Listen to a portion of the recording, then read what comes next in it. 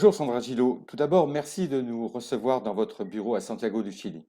Vous nous recevez pour évoquer la graine de chia que votre société, la société Benixia, que vous dirigez, propose sur le marché. Tout d'abord, j'ai une première question. Pouvez-vous nous dire en quelques mots qui est votre société et surtout présenter cette fameuse graine de chia? Bien sûr, Philippe. Bonjour. Un grand merci pour cette invitation et l'opportunité de partager avec vous ces quelques moments. Bon, c'est sans dire, je regrette beaucoup de ne pas être sur place avec vous, mais les conditions de voyage depuis le Chili sont encore très, très compliquées. Donc voilà, à la distance. Alors, sans plus attendre, je rentre dans le sujet de votre question avec ces quelques slides. La graine de chia est un superfood cultivé en Amérique latine.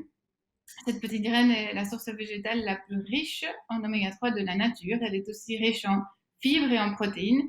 Bon, c'est pour ça que nous nous sommes intéressés à elle depuis le début. En effet, elle contient 40% de fibres, 22% de protéines et 20% d'oméga 3 qui sont tous des nutriments forts dans la tendance du plant-based d'aujourd'hui. Et en plus, elle ne contient pas de gluten. Elle est naturelle, sa production est agricole et ne nécessite pas de produits chimiques.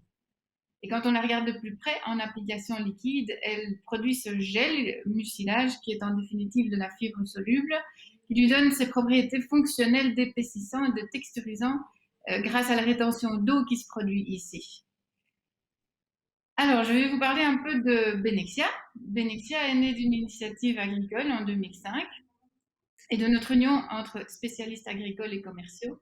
Et notre groupe a toujours été très sensible à l'idée de développer ces exploitations agricoles correctement, en tenant compte de la préservation du sol, de l'environnement et du développement des communautés. Entre 2005 et 2012, nous étions les premiers à développer le marché de la graine, surtout aux États-Unis. Et à partir de 2012, nous avons commencé le développement de l'ingrédient en observant ses caractéristiques fonctionnelles et nutritionnelles. Nous développerons des processus industriels d'extraction des différentes parties de la graine pour arriver à offrir des solutions fonctionnelles et nutritionnelles à l'industrie en nous spécialisant dans des applications en food dans lesquelles les graines ne peuvent pas être considérées. Alors, j'ai voulu essayer de positionner la chia au niveau de ses contenus en oméga 3, protéines et fibres pour que vous puissiez un peu mieux comprendre. Alors, au niveau des oméga 3, nous avons fait une comparaison avec le chanvre, la bourrache, le sacha inchi, le lin, la perilla et le ai flower. Et ici, la graine de chia est la gagnante au niveau de son contenu en oméga 3. Elle est aussi tout à fait supérieure à ses concurrents au niveau de ses composants bioactifs avec une quantité et une combinaison d'antioxydants incroyables. On parle de tocophérol, alpha, delta, gamma et de phytostérol, qui sont bien connus pour leurs bénéfices santé, mais qui sont aussi très importants pour la conservation de l'huile et sa stabilité oxydative. L'ORAC de l'huile de chia est de 96,2 micromoles Trolox équivalent par gramme. C'est le double des huiles que nous avons dans la comparaison. Et vous savez tous que l'ORAC, donc, c'est la capacité d'absorption des radicaux oxygènes. Si nous en venons à regarder les protéines de la graine de chia et leur qualité, nous devons d'abord mentionner que la graine de chia possède le profil complet des acides aminés essentiels. Ici, nous avons considéré le score en aminoacides, un acide aminé corrigé de la digestibilité des protéines, qui sert à évaluer la qualité des protéines en fonction des deux critères qui sont les besoins de l'homme en acides aminés et la digestibilité des protéines, ce sont des critères FAO, OMS. Donc, nous nous retrouvons avec une qualité de protéine qui est proche du soja, mais sans les problèmes d'allergènes, ce qui est très intéressant. Et finalement, un mot sur la fibre de chia. Au niveau de son contenu en fibres, la chia est supérieure au lin, à l'avoine, au sésame, au tournesol, bien sûr à la quinoa, au buckwheat et à l'amarante. Elle est composée majoritairement de fibres insolubles et 10% de fibres solubles, ce qui fait d'elle une fibre très équilibrée, avec cette bonne surprise d'une étude préliminaire menée au Chili avec des fonds chiliens et espagnols, qu'elle montre un effet bénéfique au niveau de la microbiote, la flore intestinale. Et vous annoncez que des études sont en cours sur l'effet probiotique de la chia sur l'homme. D'ici la fin de l'année, on devrait avoir de bonnes nouvelles. Ce qui est aussi intéressant au niveau de la fibre de chia, c'est elle ne contient pas d'hydrate de carbone disponible et donc elle nous sert dans les diètes low carb et keto qui sont des tendances très en vogue pour le moment. Voilà, maintenant que vous en savez un peu plus sur notre graine de chia, je reviens sur Benexia et je vous situe nos opérations sur la carte d'Amérique latine avec nos centres de production en Bolivie et en Argentine euh, et nos opérations dans le nord du Chili. La ville d'Arica, dans le nord du Chili, est un port central de l'Amérique du Sud que nous avons choisi pour installer notre usine, donc simplement sur le chemin de nos exportations de graines, ce qui était avant la graine. Alors, que faisons-nous à Arica? Eh bien voilà, à partir de nos graines qui nous arrivent d'une pureté impeccable, nous appliquons un processus de pasteurisation. Nous extrayons l'huile dans un processus d'extraction bien contrôlé à froid et nous travaillons sur le tourteau avec un processus de micromoulure et de séparation de particules. Nous obtenons deux ingrédients là qui sont tout à fait standardisés. L'un est riche en fibres, 56% de fibres, et l'autre est riche en protéines, 42% de protéines. Alors voilà, nous nous retrouvons avec différents ingrédients, des graines pasteurisées, des huiles et poudre d'huile, spray drying d'huile de chia, micro-encapsulée, pardon, des poudres de protéines et de fibres. Ces ingrédients rentrent dans des applications aussi diverses que suppléments de fibres, poudre de protéines, tout ce qui est functional beverage, plant-based milk, pastas, fats and oil, oméga 3, tout ce qui est suppléments évidemment, des céréales, bakery and snacks et plant-based food en général. Ok. Nous offrons ici donc des solutions nutritionnelles qui peuvent être considérées dans des régimes spécifiques, gluten-free, keto, low carb, plant-based, et des solutions fonctionnelles grâce à la qualité et à la standardisation des caractéristiques physiques et chimiques de ces poudres au niveau de l'absorption d'eau, avec une meilleure rétention d'eau qui bénéficie directement à la vie utile du produit, mais aussi leur effet émulsionnant, texturisant, leur pseudoplasticité offre des alternatives aux gommes et autres émulsifiants chimiques qui s'utilisent aujourd'hui dans l'industrie alimentaire. En définitive, ce sont des produits qui offrent un produit clean label et plus de transparence pour le consommateur. Merci Sandra pour cette présentation précise. Nous savons tous que les consommateurs veulent des produits qui s'inscrivent dans une démarche de développement durable. Vous avez d'ailleurs mentionné un petit peu rapidement euh, cela un peu plus tôt. Est-ce que vous pouvez nous en dire un peu plus? Bien sûr, Philippe, sur la partie sustainability et développement durable, intégré verticalement, Benexia est né d'une initiative agricole dont le but était d'améliorer l'économie et le bien-être des agriculteurs dans le nord-ouest de l'Argentine. Ça fait bien partie de notre ADN. Notre chaîne d'approvisionnement intègre des efforts de réduction des émissions carbone à chaque étape, de la production à la transformation, à la distribution. Notre usine de traitement est proche du zéro déchet. Nous essayons de sélectionner les solutions d'emballage les plus écologiques et c'est en plein développement, recyclables, compostables, qui sont meilleurs pour la préservation de la planète évidemment.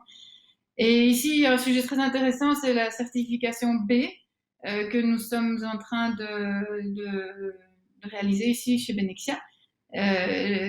Pour cette certification, nous sommes évalués au niveau de trois critères ou trois piliers qui sont les critères environnementaux, sociaux et de gouvernance.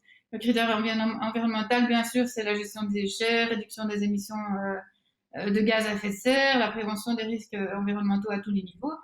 Et puis le critère social, qui tient en compte de la prévention des accidents, la formation du personnel, le respect des droits des employés, la chaîne de sous-traitance, le dialogue social, voilà. Et les critères de gouvernance qui s'attachent beaucoup à l'éthique et au respect des lois, etc. Donc voilà, on fait beaucoup sur le développement durable chez Benexia. Je vous ai mis cette jolie photo de nos champs en Bolivie dans la présentation. Il y a un lien en dessous pour regarder la vidéo peut-être une vidéo qui a été faite de nos cultures avec notre personnel, avec nos collaborateurs, etc. là-bas, les agriculteurs, où vous pourrez découvrir vraiment un peu plus dans la partie pratique tout ce qui est agricole chez nous. Voilà. Et si on passe au stade suivant, oui, je vous parle un peu plus concrètement de l'agriculture régénérative, qui considère entre autres la préservation des barrières naturelles, préserver la faune et la flore, la rotation des cultures, la culture sans labour, où nous laissons tous les déchets organiques sur le sol pour une meilleure absorption de l'eau, pour la conservation de l'humidité, aussi pour préserver la partie nutrition du sol. C'est un sujet énorme, l'agriculture régénérative. Alors voilà, tous ces efforts nous permettent d'offrir des ingrédients qui ont une empreinte carbone très peu élevée. Ces chiffres ne vous parlent probablement pas beaucoup car il faut les comparer à d'autres produits similaires et en plus les considérer juste dans la chaîne, il faut voir les limites aussi. Bon, en général, les huiles sont à 1,2 kg de CO2 par kilo de produit. Nous sommes un peu plus bas. Euh, tout ce qui sont farines, en général, sont légèrement supérieurs à notre 0,52 kg de produits de farine de chia, en parlant de la fibre. Et les excrets de protéines, en général, sont nettement plus élevés que ce que nous arrivons à produire à partir de la graine de chia. Voilà, Philippe. Merci pour ces précisions. Merci pour ces précisions. Vous avez décrit les ingrédients qui sont issus de la graine de chia. Quelles en sont les principales applications? Oui, alors Philippe, en parlant des applications, eh bien, c'est tout ce qui est le better for you, tout ce qui est bon, les applications où la nutrition est très importante pour des diètes spéciales, des régimes spéciaux, avec tout ce qui est le goût et la possibilité de masquer facilement les ingrédients de la chia qui n'ont pas de goût particulier. Tout ce qui est clean label, transparence pour le consommateur, innovation en texture, etc. Et évidemment le label Sustainability Eco-Friendly que nous pouvons offrir. Je vous passe au slide suivant. J'ai mis un peu toutes les applications, un peu de tout et n'importe quoi, mais comme ça, il y en a beaucoup plus que ça, mais j'ai mis une par catégorie ici.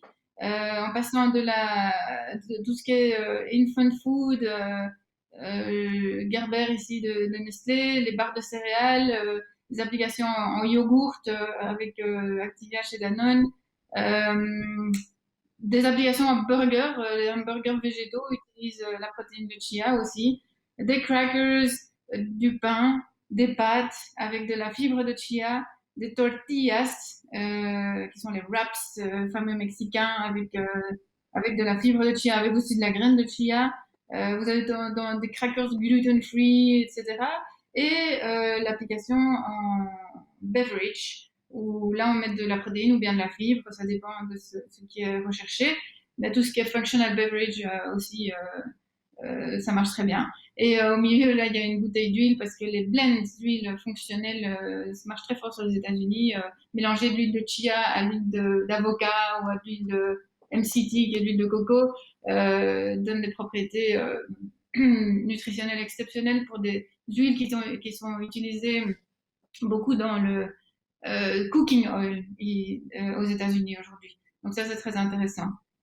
Et puis, on passe à notre application favorite ici, le lait de chia, le nouveau plant-based milk disponible sur le marché, avec un lait de chia ici qui offre une nutrition évidemment incomparable, avec des oméga 3, de la fibre, de la protéine, avec une excellente source de calcium aussi dans la chia. Donc ça, c'est une ligne en fait qu'on a développée nous-mêmes et qu'on lance sur les États-Unis avec nos ingrédients, l'huile de chia et la protéine de chia. Donc ça, c'est vraiment un produit tout à fait supérieur au niveau de la nutrition, qui est offerte dans un beverage, functional beverage comme ça. Mais enfin bon, en fait, on est au même niveau que les laits végétaux ici. Hein. Donc voilà, j'ai fait aussi un slide sur l'empreinte carbone de ce lait parce que c'est assez intéressant. Bon, de nouveau des chiffres qui veulent pas dire grand-chose. C'est juste pour vous montrer qu'on les a calculés. On passe au slide suivant et je vous montre ici la comparaison avec d'autres laits, le lait d'amande, le lait de pois ou le lait d'avoine, de soja, au coconut, au nous avec notre 0,2 kg de carbone par kilo de produit, par litre de produit. Nous sommes donc à la moitié du lait d'amande, carrément. Donc c'est une excellente nouvelle et un très beau produit qui sera disponible en Europe l'année prochaine. Voilà. J'ai fait le tour des applications, Philippe. Merci Sandra pour cette présentation très complète.